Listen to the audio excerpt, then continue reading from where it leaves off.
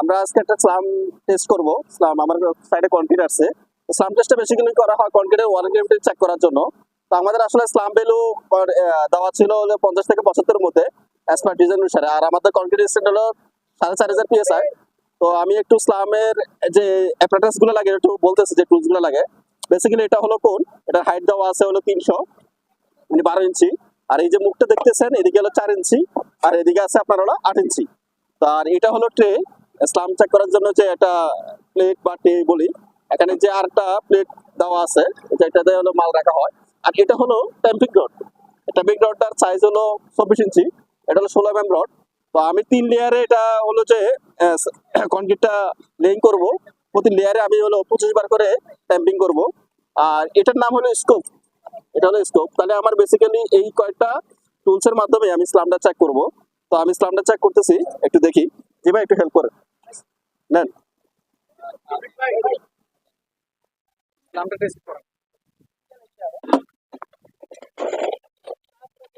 300 mm এর মধ্যে প্রথমে নেবেন 100 mm, তাই তো? প্রথমে 100 mm নেন, নিয়ে 25টা ট্যাম্পিং করেন।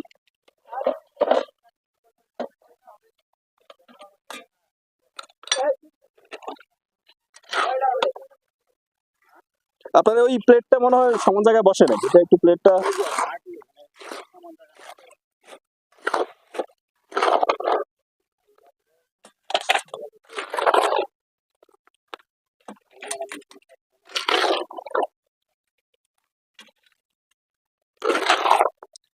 একশো নিয়ে তারপরে ট্যাম্পিং করেন 25টা।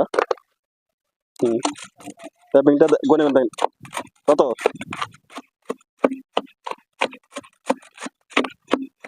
25 বার ট্যাম্পিং করা হচ্ছে। যিনি ট্যাম্পিং করতেছে উনি গুনতেছে। আচ্ছা, দেখ 25 বার ট্যাম্পিং করা হলো ফার্স্ট লেয়ারে। এখন দিচ্ছি আমরা second layer concrete. Second layer আরো 100 mm দিচ্ছি। আরো 100 mm দেওয়ার পরে আবার ট্যাম্পিং করবো 25 বার। একটু ট্যাম্পিংটা কাউন্ট করেন, যে একটু স্লোলি করেন। 1 2 3 4 5 6 7 8 9 10 11 12 13 14 15 16 17 18 19 20 21 22 23 24 25। ঠিক আছে, এখন থার্ড লেয়ার কনক্রিট নিচ্ছি আরো 100 mm।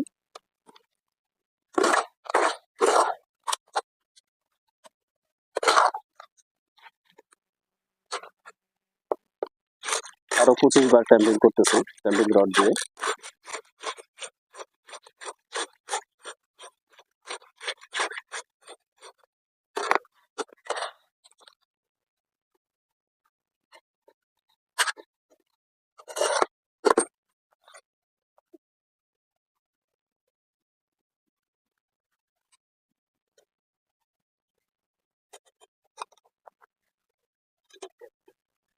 জি, এই যে ট্যাপটা দেখেন, দেখি আমরা স্লাম ভ্যালু কত আসছে। স্লাম ভ্যালুটা আসলে সব থেকে মাপ দিতে হয়, যে পজিশনে ভেঙে গেছে ওই পজিশন থেকে মাপ দিতে হয়।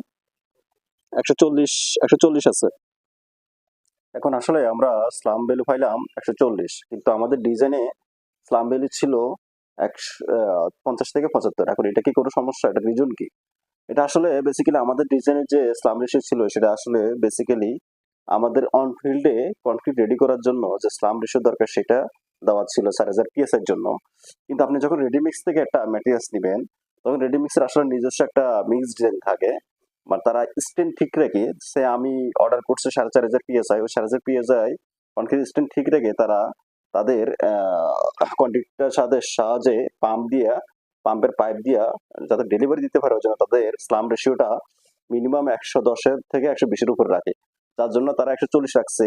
আর একটা রিজন হলো যে তারা দেখা যাচ্ছে যে অনেক সময় তাদের যে কনক্রিট থাকে ওই কনক্রিটে মিক্স ডিজাইন করার পরও তাদের পাম্প দিয়ে ঠিক মতো যাতে মালটা ডেলিভারি করতে পারে, ওই জন্য দেখা যাচ্ছে যে তারা অনেক ধরনের মিক্সার ইউজ করে। যার কারণে দেখা যাচ্ছে ফিল্ডে যদি আপনি রেডি মিক্সের স্লাম রেশিওটা বা স্লাম ভ্যালুটা চেক করেন, তখন দেখা যাচ্ছে যে আপনার যে আপনার যে ডিজাইনের যে স্লাম ভ্যালু থাকে এটা থেকে বেশি পেতে পারেন। তো এটা নিয়ে অরিড হওয়ার কিছু নাই, জাস্ট হলো প্ল্যান্টের সাথে কথা বলে নিয়েন যে আমার যাতে PSI ঠিক থাকে, যাতে PSI আমার ডিজাইনে যে স্ট্যান্ড দেওয়া ছিল ওই PSI যাতে অবশ্যই ঠিক থাকে, এটা যাতে অবশ্যই মেনটেন হয়।